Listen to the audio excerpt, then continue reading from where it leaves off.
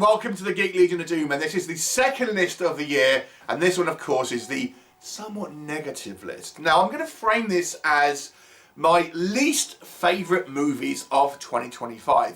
Not necessarily the movies that I have rated the worst.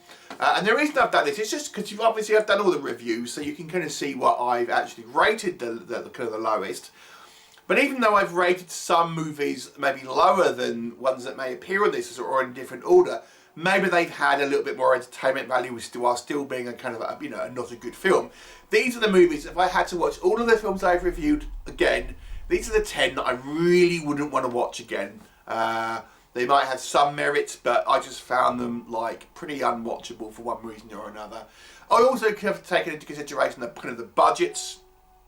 I've been a little bit maybe kind of to some ultra low budget movies, and I also wanted to include a couple of mainstream movies. Here at this channel we tend to focus on independent B movies, low budget and stuff like this. There's plenty of top 10 lists that you find about films that are more mainstream, but I want to focus on the legitimate worst movies, or at least my least favourite, but most of these are going to be low budget. But I did want to have a couple of mentions for some higher profile movies, just to kind of like call them out, to be honest. So let's get started, and number 10 of my least favourite in this list, and number 10 is probably critically the worst film on this list, to be honest, and that is Monster Tapes. And the way I say it's number 10, but the actual, probably out of all of the movies, critically speaking, probably the worst, is that this is by far and away the lowest budget out of these films. And it's a kind of an amateur movie made by kind of like a family of filmmakers who have made a kind of a bunch of films, some of which kind of tend to be kind of faith-based. And it's about these two girls that go searching for like a kind of Sasquatch type creature in the forest. And it's just terrible acting, it's kind of boring. The creature effects are used by AI, and it's kind of like rudimentary AI. It's not quite there yet in regards to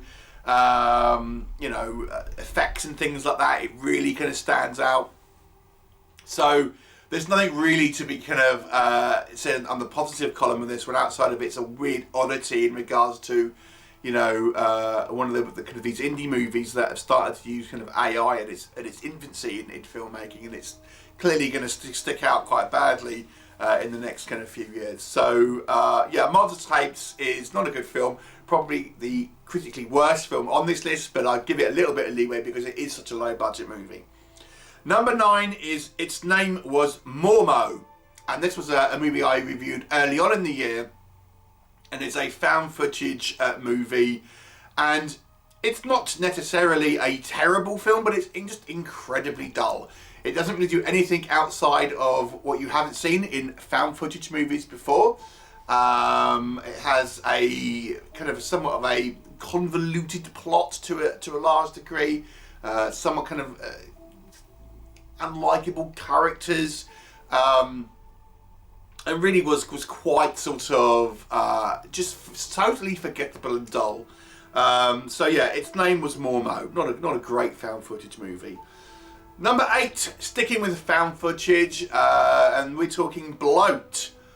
And this one is one of the kind of at your desk on a Zoom call, that type of found footage movies. Kind of COVID era style movies, and I think it's Ben McKenzie stars in this one, about a kind of a soldier trying to kind of contact his family, I think in Japan or somewhere if memory serves.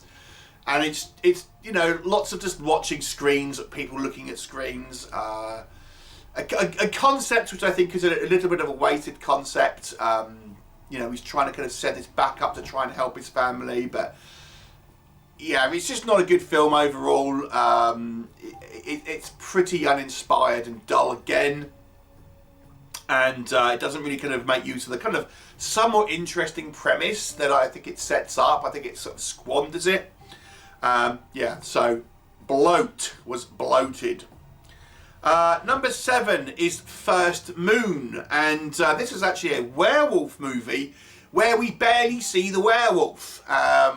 And we don't really see the werewolf until right at the end of the movie, and then it's kind of disappointing when we do. The film is tries to be kind of somewhat clever, and it's kind of in the way it's telling its kind of narrative, kind of going backwards and forwards. But you kind of always feel like, you know, we know what's going to happen because we know this is a werewolf movie. We know that there's the, you know, we can see the creature on the front of the kind of the box or whatever, or the poster. We know where it's going to go, but the movie kind of treats us like idiots and doesn't really like, oh, is she a werewolf? Isn't she? We know that she is because we're watching the movie and because we're watching a werewolf movie. And then we don't see anything until right at the end. And when we do see it, let me tell you, it's a little disappointing. Number 6 is The Haunting of Cottonwood. And this is kind of a haunted house movie. Amusingly, some of the people involved in this movie actually reached out to me and said what a nightmare this was to work for. And again, it's just a sort of a low-budget movie that kind of has some weird directorial choices that have been made. It doesn't really kind of hold together, have this kind of weird sort of daytime TV sort of feel to it, some kind of a melodramatic elements to it, some dodgy editing, and some really kind of like scary moments. So yeah, The Haunting of Cottonwood is one to be avoided if you are liking the haunted house movies. Number 5, and arguably one of the more high profile movies on this list, although ultimately not a mainstream film, I would argue, is Hell House LLC Lineage. This is the kind of the latest in the Hell House LLC franchise, and the first one to be not a found footage film. It had a few creepy moments, but this is an execution in convoluted storytelling. It tries to weave in characters from previous movies, but it just trips over its mythology. I have felt personally that this series has been struggling under its own mythology from the second film onwards. And it culminates in this one, which is meant to be the final film, and it just is a mess of convoluted storytelling, narratives that seemingly just go all over the place, characters that seem kind of interchangeable, you know, a real non-resolution, considering this is meant to be the kind of the final one. Poor. So Hell House LLC Lineage. It's not a problem for me because it's not a found footage review, although some people don't like that because of that fact. That isn't a problem for me. It's just a terrible storytelling. Number 4 is Lake Jessup, and this is what I was actually quite looking forward to. It is a kind of killer alligator movie. The problem is this one is there's barely any alligator in it. It's kind of like a low budget cheesy film about this kind of guy who is hired to kind of deal with this sort of renegade alligator that's got massive, but there's barely any alligator in it. And then we kind of think, okay, maybe they're sort of saving it up for the kind of the final showdown, and the final showdown is over within a couple of seconds. What a disappointment. Number 3 is Bikini Shark, and that might sound like a fun title. It isn't.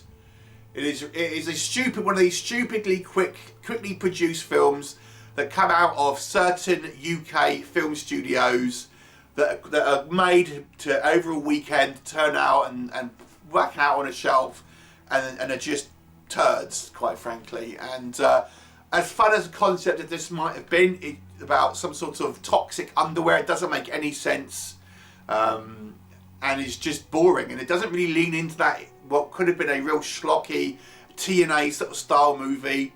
It doesn't do that. The sharks aren't even in the water, they're kind of floating around on the ground for no reason. Poor.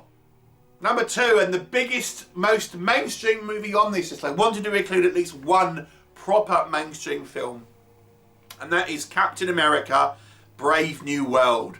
I think it's fair to say that the MCU has been on a downward trajectory over the last few years, and you know, I may not have reviewed all of the MCU films recently, but I did see them all, and this one to me was just terrible. When you consider, I think, the Captain America original trilogy, I think it's probably, in my opinion at least, the best out of the trilogy of sort of solo movies. And this fourth one, I don't think it's anything necessarily to do with Anthony Mackie necessarily as Sam Wilson. Just the film around it is just boring and poorly thought out, and the Red Hulk is kind of, I don't know, it seems like an afterthought to me. Yeah, so Captain America, Brave New World, pretty terrible movie, I've got to be honest with you. But the number one bad movie of the year, worst movie, least favourite, however you want to say it, is Popeye's Revenge. Now, Popeye entered the public domain and we saw a few Popeye-related horror movies. And I have reviewed, I think, all of them up until this point. And none of them were great, but some of them had at least some elements that I enjoyed for one reason or another. You know, again, I can appreciate that there's low budget stuff going on here.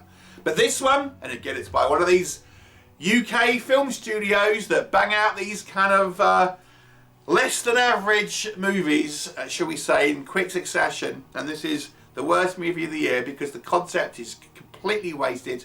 Popeye, it's just some dude.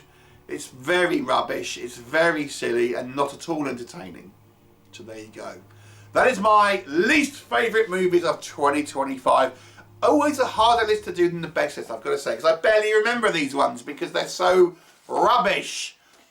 Any of these movies that anyone liked, please do let me know. Anyway, thanks for watching and let me know your worst list and see you next time.